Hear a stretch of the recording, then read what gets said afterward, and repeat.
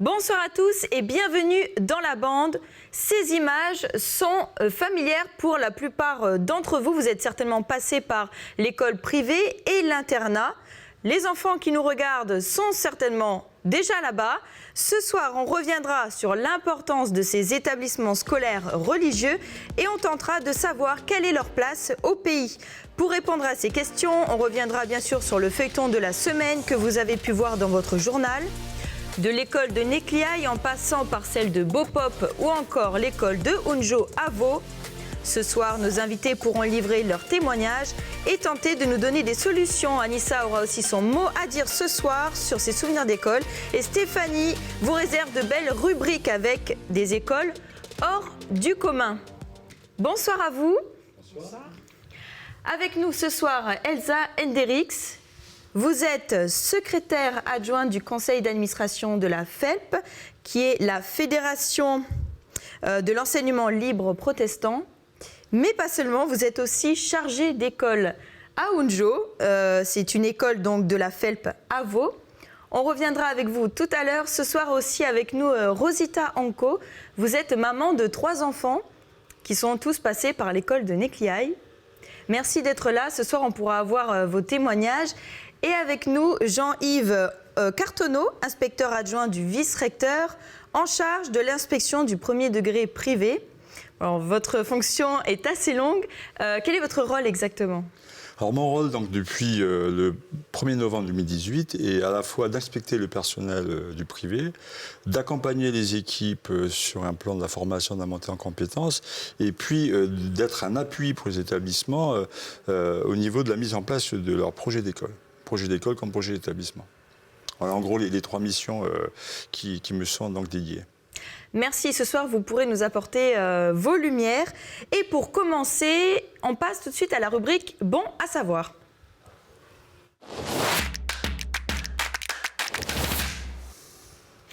Alors dites-moi si je me trompe, bien sûr ça peut arriver, on va rappeler les chiffres, à savoir quels sont les établissements privés au pays. Regardez cette carte. On a environ plus d'une centaine d'établissements privés en Nouvelle-Calédonie, contre un peu plus de 200 établissements pour le public. Jean-Yves, une réaction sur ces chiffres ? Alors, ce sont des chiffres effectivement qui montrent qu'on est sur cette répartition-là entre privé et public. Pour la rentrée 2020, il y a dans le premier degré, tout confondu, donc 22% des élèves qui sont scolarisés au titre du privé et 28% pour le second degré. Donc ça donne une proportion, vous voyez, donc plus d'élèves effectivement dans le public, mais ça n'a pas été le cas par le passé où il y avait davantage d'élèves dans le privé. Elsa, une réaction sur ces chiffres. Finalement, les établissements privés représentent, c'est la moitié des élèves par rapport aux établissements publics. Vous êtes étonnée ou... Non, je ne suis pas étonnée parce que c'est vrai que depuis un moment, nous avons, c'est vrai, cette perte d'effectifs. Et donc, du coup, ça reflète en fait le résultat de cette perte. Mais voilà, je pense qu'à un moment donné, ça va peut-être se stabiliser. Voilà. On verra, en tout cas, il y a des solutions, il existe des solutions. Rosita, est-ce que ça vous étonne ou pas ? Vous êtes aussi passée par les écoles privées ? Non, je ne suis pas passée par une école privée. Moi, je suis passée par une école publique. Mais je suis étonnée, oui. Je suis étonnée, en même temps, j'aimerais juste comprendre pourquoi on fait une différence entre le public et le privé. C'est ça qui me... Voilà. Pourquoi il y a moins d'établissements privés par rapport au public ? Pourquoi il y a presque plus d'établissements privés et plus d'établissements publics qui se forment ? Voilà, j'aimerais comprendre parce qu'en fin de compte, je vais dire l'enseignement, elle est pour tous. Alors on va répondre à votre question, je pense que Jean-Yves pourra vous répondre. On va regarder juste avant un reportage, Marika qui était enseignante à Ponériouin à l'école de Goyeta, a fait sa rentrée à l'école de Unjo à Vaud. Marika enseigne à présent là-bas en tant qu'institutrice remplaçante. Avant d'en discuter, regardons un extrait de ce reportage qui a été diffusé mercredi soir dans votre journal. Et toi mon ami, pourquoi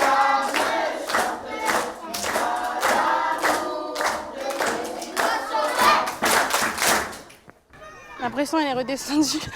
Ça va mieux, ça y est, le premier contact il est passé avec les enfants, ça va, ils sont pas difficiles. Au niveau de l'équipe pédagogique, c'est déjà des maîtresses, enfin c'est des maîtresses que je connais déjà. Donc voilà, ça c'est les avantages qu'on a là pour l'instant. Voilà, et tu viens, comme ça tu vas regarder un peu ta classe. Viens, regarde, il y a tes camarades dedans. On a deux choses là. Là ici, ce qui est ici là, ça représente la maison. Après une visite en classe avec les parents, Marika propose aux enfants un jeu pour apprendre à mieux se connaître. C'est moi qui commence et après lui il va dire son prénom, elle, lui, ok? On va faire le tour, c'est bon? Maîtresse Marika. Moi c'est un bébé. Aval. C'est quoi?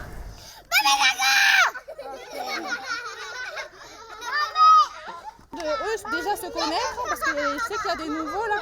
Il y a certains qui arrivent d'une autre école et puis déjà moi à retenir leur prénom aussi. Puis tout ça en rigolant, c'est bien. Et moi, j'y tiens à ces écoles de proximité parce qu'on a quand même un lien avec les parents qui sont quand même très, très proches et tout ça. Après, tout dépend en fait de la situation dans laquelle se trouve cette école. Alors, soit il y a quand même cette perte d'effectifs parce que beaucoup de parents peut-être partent, ou bien il y a d'autres écoles qui sont à côté. Donc après, c'est à la volonté des parents. Hein, donc voilà. Pour Nérémon, j'étais sur place, j'étais juste à côté de l'école, j'étais dans le logement. Et du coup, en venant ici, j'étais obligée de me chercher un logement. Voilà. Et du coup, tu habites où sur Vaud? Sur Point-Bout. Monsieur Cartonneau, je vous laisse du coup la réponse par rapport aux parents et aux gens qui se posent la question de savoir pourquoi ces écoles disparaissent quelque part. Alors d'abord, les écoles ne disparaissent pas, elles évoluent en fonction des effectifs. Ensuite, il n'y a pas de différence du point de vue des institutions entre le privé et le public. Donc, si on doit parler d'enseignement privé, je pense qu'il y a trois mots qui doivent marquer, on va dire, les personnes qui nous écoutent. D'abord, c'est le terme légitimité. Donc, l'école privée est légitime et a toute sa place ici en Nouvelle-Calédonie, puisque pour beaucoup, c'est la première école qui s'est installée partout. Deuxième élément, c'est que cette légitimité-là ne doit pas mettre les écoles privées publiques en concurrence, mais plutôt en mutualisation, en complément de services de formation sur les territoires. Et puis, troisième niveau, parce qu'on est maintenant arrivé sur une vague de réformes, la réforme du lycée, comme la réforme de la voie professionnelle, la réforme du bac, et pardon, du collège, et puis celle de l'école primaire. Donc, il y a intérêt aussi à ce qu'il y ait un accompagnement des maîtres pour une montée en compétences. S'agissant donc des effectifs, il y a plusieurs phénomènes qui s'expliquent. C'est qu'il y a une décélération des effectifs. Donc, autrement dit, la population vieillit, les personnes font beaucoup moins d'enfants, et donc on a moins d'élèves que ce qu'il y avait il y a 10 ans, 15 ans, et cette baisse se voit quel que soit le réseau, privé comme public. Donc la conséquence directe, elle impacte forcément les petites structures et celles qu'on dit écoles de proximité qui se trouvent dans un endroit isolé. Donc, deuxième élément qui vient se conjuguer à cette décélération des effectifs, c'est qu'il y a aussi un mouvement de population de par de la recherche d'emploi. Donc quand vous êtes sur le périmètre de la province Nord, vous vous rendez compte que la côte Est, par exemple, perd de la population au profit de la côte ouest, avec notamment ici la zone VKP, mais on a aussi globalement un mouvement de population qui va plutôt vers le sud. Donc, ce qui est paradoxal, c'est que vous avez des écoles qui se fragilisent parce qu'ils ont beaucoup moins d'élèves dans certains endroits, notamment en province Nord, en province Île. En revanche, dans le sud, vous avez beaucoup plus d'élèves. Et là, s'il y a construction et création d'écoles, c'est plutôt dans ces communes-là, Nouméa et puis le Grand Nouméa. La difficulté, c'est de pouvoir accompagner le changement au niveau notamment des familles. Alors pour l'école de Nécliaï, c'est la DEC. Par contre, qui est en charge de l'école de Nécliaï, ce qui est encore différent. Malheureusement, la DEC n'a pas accepté notre invitation sur ce plateau. Rosita, pour vous, c'est important que les enfants passent par les écoles privées et les écoles de proximité. Est-ce que c'est un patrimoine qu'il faut préserver, comme Monsieur Cartonneau le dit? Oui. Oui. Vous, vos 3 enfants, comment ça s'est passé pour vos enfants à Nécliaï? Bien. Enfin, je sais pas, ils ont eu une éducation bien. Ils sont tous les 3 passés par Nécliaï? Oui. Ils ont quel âge aujourd'hui? Alors j'ai le plus grand, il a 16 ans, il aura 16 ans. Ma fille qui est en 3e, elle aura 15 ans. Et j'ai le dernier qui fait sa dernière, qui est en CM2. Voilà, 10 ans. Alors, la petite école de Nécliaï qui a failli fermer ses portes fin d'année dernière, parce que l'internat devait fermer. Mais heureusement, les parents et les encadrants se sont battus pour maintenir l'école ouverte. Regardez plutôt ce reportage qui a été diffusé mardi soir dans votre journal. Tu implores Dieu pour nous. Et mon bleu saint, tu implores Dieu pour nous. Bonjour. La plupart, c'est des nouveaux parents. Ils vont visiter l'internat. Et on va installer les enfants tout à l'heure à 15h. Les gosses, ils peuvent amener leur linge mouillé, puis on sèche ici. Ah, ok. Voilà. Si c'est pas prêt, quoi. Puis là, c'est toilette fille de ce côté-là. Et puis là en bas, c'est quoi? Ah, bah, quand vous descendez, il y a la cantine. Ah oui. Pas besoin de s'inquiéter la semaine pour dire qu'est-ce qu'on va préparer. Il faut rentrer bonne heure, les enfants, ils arrivent de l'école. Et là, ils sont dans l'internat. Puis déjà, c'est bien parce qu'ils sont petits, ils apprennent déjà à vivre à l'internat. Comme nous, on a fait. On est passé à l'internat aussi. Et ça, c'est des parents qui habitent dans des endroits assez retirés. Vous voyez, la maman, elle vient de dire qu'elle a marché, elle a traversé avec son fils pour l'emmener ici. Ça fait que là, dès qu'elle le dépose le lundi, il ne va pas louper l'école. Enfin, les enfants ne vont pas louper l'école. La particularité de l'internat, enfin, l'internat de Nécliaï, c'est que c'est nous qui faisons l'effectif de l'école. Alors, si on ferme l'internat, automatiquement, cette petite école de proximité, elle sera fermée. Et nous, on est contre ça. Et en plus, en 2013, on a fait les centenaires. Rosita, c'est important pour vous de garder cette école. Pourquoi? Parce qu'il y en a qui... parce que l'école est proche des habitations, sinon il faut faire des kilomètres. Ah oui, alors moi je pense plus je pense aux enfants de Nitia et je pense aussi aux enfants de Wenji, Goapin aussi, parce qu'il y a quelques-uns. Ils sont vachement éloignés et puis bon, Nitia et Wenji, c'est 2 cas isolés parce que les ramassages ne sont pas journaliers. Comparé aux autres Goapin, tout ça. Et puis bon, il y a des parents qui travaillent, qui n'ont pas forcément le temps, le temps de s'occuper de leurs enfants. Voilà, c'est l'occasion aussi pour nous. Moi, je suis passée par là, donc mes enfants, ils sont rentrés. J'ai mon petit dernier, il est rentré en section des grands. Il était à l'internat et puis ça m'a bien dépanné et tout. Et puis en même temps, il y a le coût aussi. Voilà, c'est plus facile. Elsa, une réaction? C'est vrai que ces écoles qui sont éloignées, moi je pense que c'est très important de les garder. Nous avons aussi des écoles qui sont très, très éloignées, comme Okuna, Bakuna. Et ces écoles de proximité, je pense que c'est très très important, surtout pour les parents, parce que ça évite quand même de faire des kilomètres en car pour aller à l'école, quoi. Donc je pense que c'est très important pour ça. Madame Chamorro, membre en charge du gouvernement en charge de l'enseignement, qui a fait donc sa tournée de rentrée il y a quelques jours, est allée à cette école pour justement ouvrir l'internat. Je pense que c'est important de le dire, puisque le gouvernement est extrêmement sensible à ces situations-là. Ensuite, pour répondre à votre question, en fait, c'est une équation qui est assez difficile à trouver, parce qu'il faut à la fois faire en sorte que des structures scolaires publiques, quand je dis publiques ouvertes aux usagers, ne soient pas trop loin, trop éloignées du domicile des élèves et des familles, pour que ça ne génère pas des questions de transport. Mais en même temps, il faut pouvoir faire en sorte que ces écoles, qui sont des écoles de proximité, puissent être aussi dans un réseau de parcours, puisqu'à un moment donné, ils ne vont pas rester jusqu'au CM2 ou jusqu'en maternelle. Donc, il va falloir qu'ils puissent se déplacer aussi dans une école beaucoup plus grande. Donc, il faut envisager cet aspect-là et faire en sorte aussi que les écoles ne soient pas, ouvertes parce qu'elles sont de proximité alors qu'il n'y a plus d'élèves. Donc, oui. Madame parlait tout à l'heure de Bakuna Okulna. On est sur des effectifs qui avoisinent moins de 10 élèves. Et on sait pertinemment, on regarde notamment de la déclaration des effectifs, que dans quelques années, il va falloir peut-être prendre la décision de les fermer. Donc la stratégie, on va dire, qui est développée actuellement entre les directions confessionnelles et le sectorat, c'est de dire, est-ce qu'on peut anticiper justement en mutualisant certains réseaux d'écoles et d'enseignement pour éviter justement qu'il y ait une fermeture brutale et que les familles soient mises dans le fait accompli. À titre d'exemple, on est dans une commune.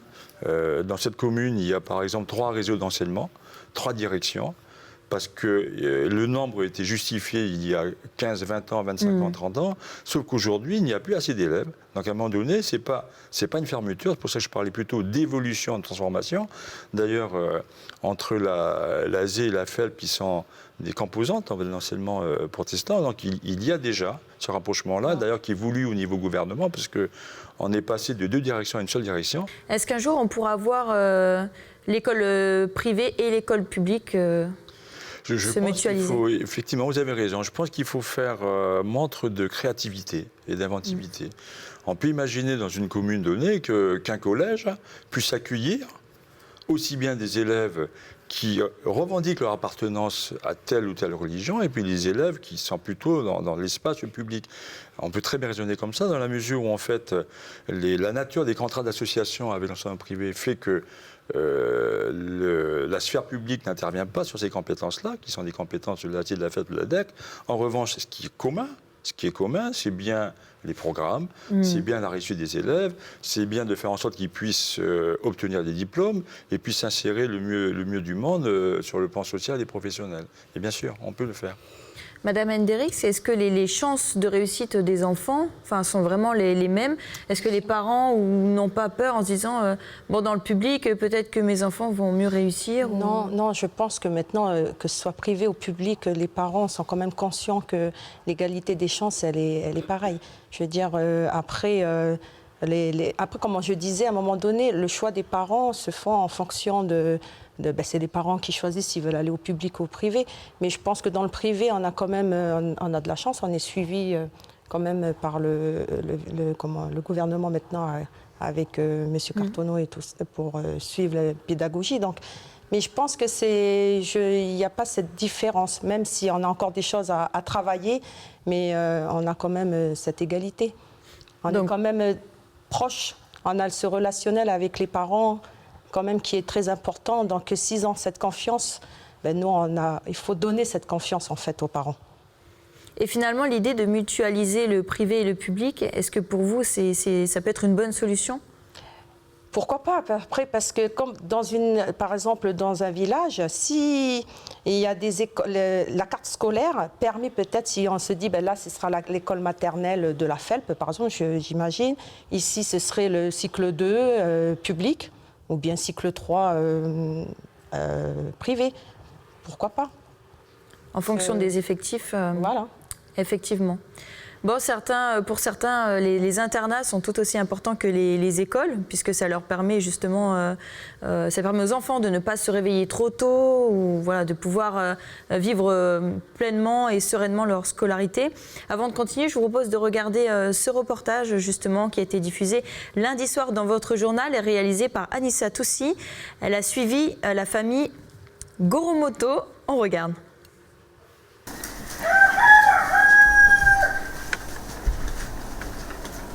Taron, réveille-toi pour aller te préparer. C'est l'heure.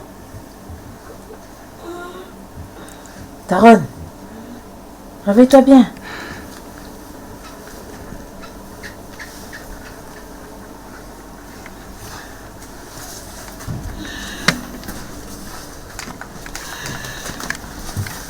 Tu vas te préparer, puis après tu viens boire Milo. Comme chaque matin depuis une semaine, à la tribu de Noélie, Tyrone se lève à l'aube pour se préparer.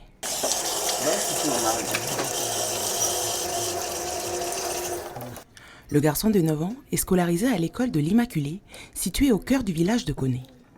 L'an dernier, inscrit à l'internat, il se levait à 7 heures pour se rendre à l'école à 2 pas. Cette année, tout a changé. Dès 5h30 du matin, c'est la course contre la montre qui commence chez la famille Goromoto.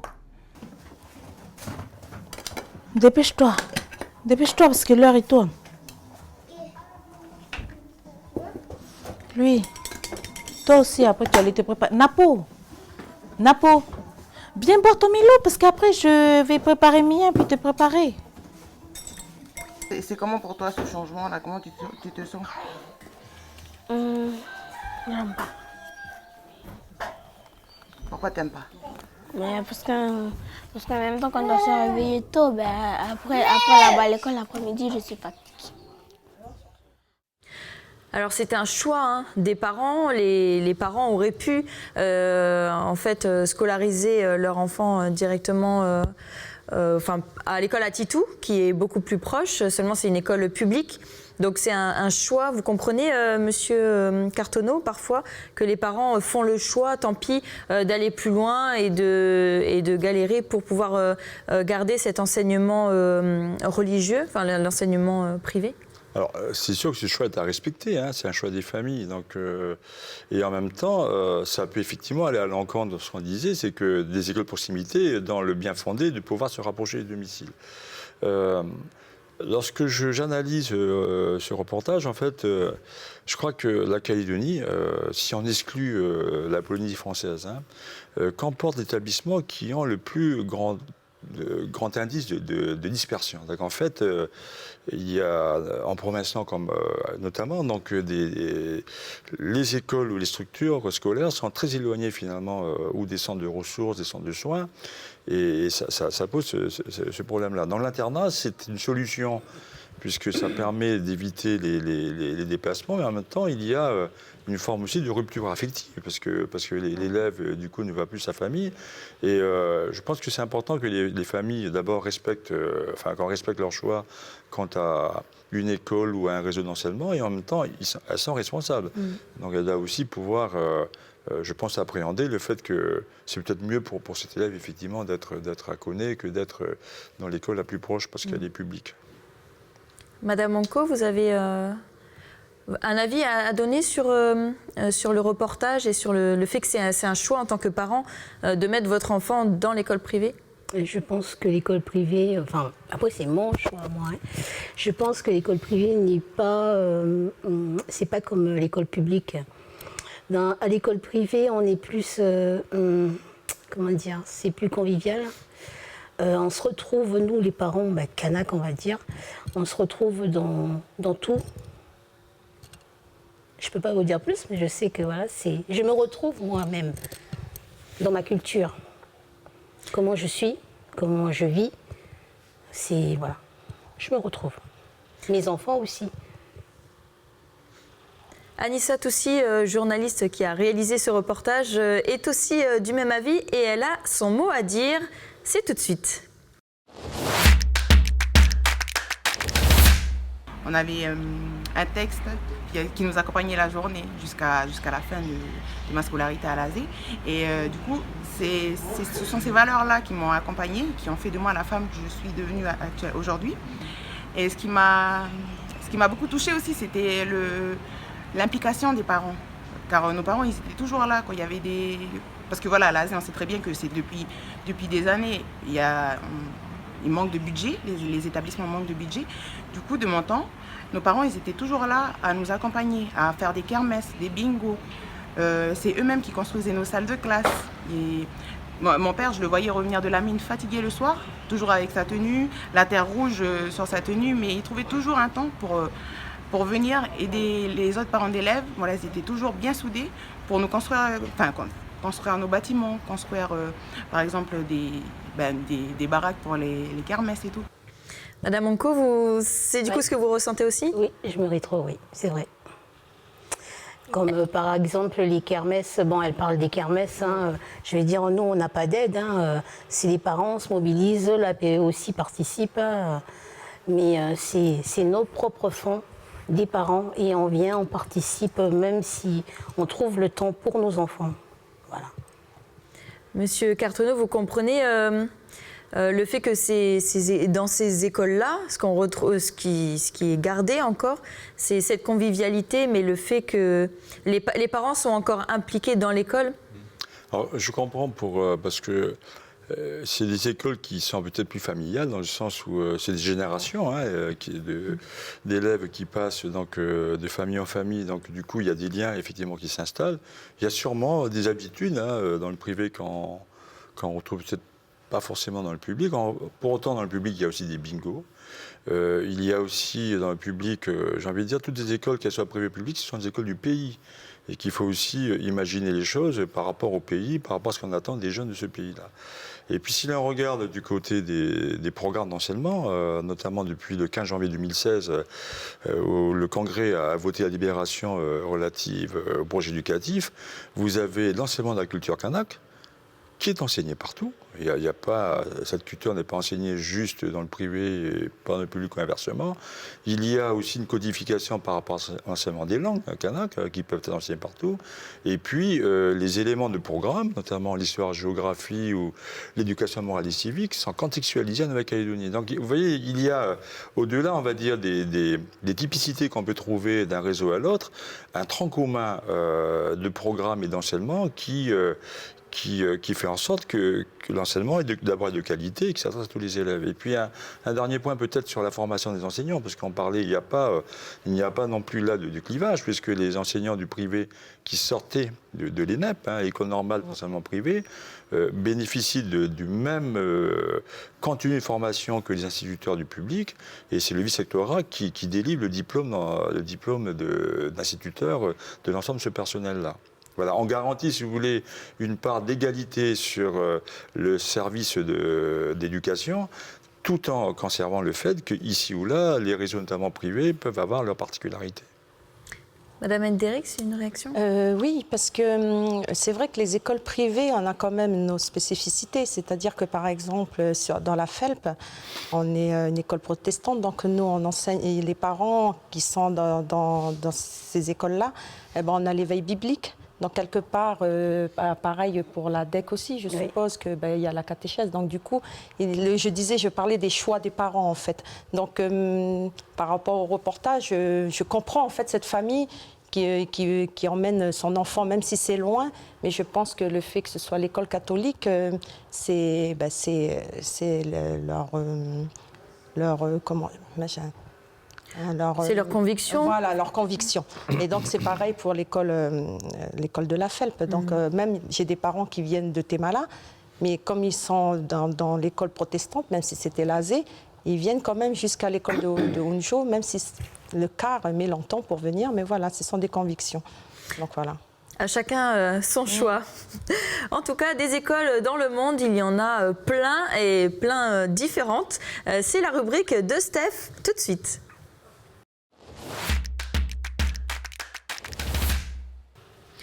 Bonsoir Steph. Bonsoir. Bonsoir. Alors, qu'est-ce que tu as à nous montrer ce soir de particulier par rapport à ces écoles ? Donc, tout d'abord, je voulais vous parler des écoles clandestines, en fait, comme celle de Douala. Donc, Douala, c'est la capitale économique du Cameroun. Donc, il y a plus de 200 écoles clandestines en Afrique centrale et chaque année, le gouvernement camerounais en ferme une centaine. Donc, il faut savoir que la majorité des élèves qui y vont, c'est des écoles construites avec les moyens du bord et la majorité des élèves qui y vont sont issus de familles pauvres qui ont dû fuir leur maison du conflit qui oppose depuis 2016 le gouvernement camerounais qui est pro-français, je dirais, et les combattants séparatistes qui, eux, sont pro-anglais. Donc les premiers voulant en fait que le français soit davantage parlé dans les écoles en zone anglophone, donc cette zone-là, et donc nos séparatistes qui, eux, sont contre parce qu'ils veulent en fait vraiment que ce pays, cet État, soit vraiment indépendant et qui parle vraiment l'anglais. Donc c'est les enfants qui trinquent. Donc voilà, les familles quittent cette région pour venir s'installer en zone française. Donc le but de ces écoles, en fait, c'est vraiment de permettre à ces enfants d'avoir, même si elles sont clandestines, d'avoir accès à l'éducation, ce qui leur permettra d'avoir un meilleur avenir. Mais c'est aussi de pouvoir, en fait, qu'ils puissent se reconstruire parce que la guerre, ce conflit laisse quand même des séquelles. Ils sont témoins de différents types de violences. Donc il faut savoir que depuis 2016, il y a plus de 200 000 familles qui ont fui, en fait, cette zone. Donc voilà, pour protéger notamment leurs enfants. Hop, c'est l'autre partie après. Donc pour protéger leurs enfants parce que quand ils allaient à l'école, ils étaient enlevés. Et donc kidnappés et ils étaient relâchés. Il fallait que les parents payent une rançon. Donc déjà ils n'ont pas beaucoup d'argent, donc c'était pas évident. Une réaction, Madame Anko, sur ces écoles ? Finalement, c'est important que les enfants aient une structure quelque part pour se retrouver et avoir vraiment... ses chances. Monsieur Cartonneau, vous avez une réaction ? Oui, d'abord, le droit d'éducation, malheureusement, n'est pas généralisée, puisque là, on est obligé de faire des écoles clandestines pour éduquer les élèves. Ce n'est pas le cas de la Nouvelle-Calédonie. En Nouvelle-Calédonie, je pense que la couverture en termes d'écoles est totale. Il n'y a plus d'élèves maintenant qui ne sont plus scolarisés. Il y a effectivement adapté les écoles en fonction de l'évolution démographique, mais là, on est sur des éléments, on va dire, de réponse qui doivent faire l'objet, je disais tout à l'heure, de créativité. Il faut inventer, il faut sortir un peu de ses positions premières pour aller vers quelque chose de nouveau. Il faut toujours se réinventer, c'est pour les enfants.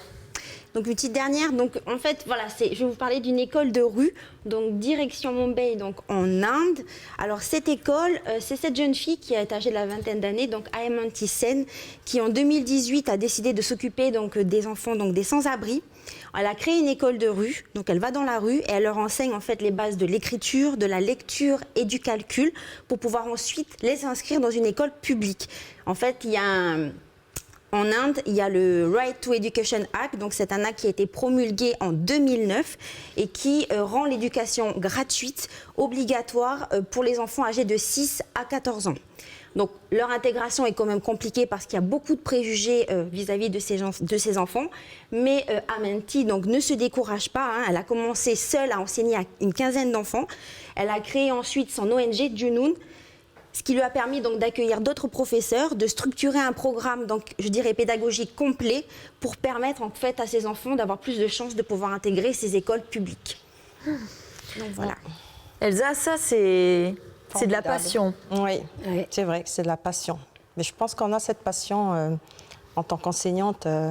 C'est quelque chose de très important. On a des enfants devant nous et c'est notre responsabilité de former ces élèves pour leur avenir. Donc je pense que la passion, elle est là. Donc c'est vrai que ça me touche quand même de voir ces personnes s'occuper de ces enfants qui sont dans la rue. Donc heureusement pour nous, on n'a pas ce problème-là.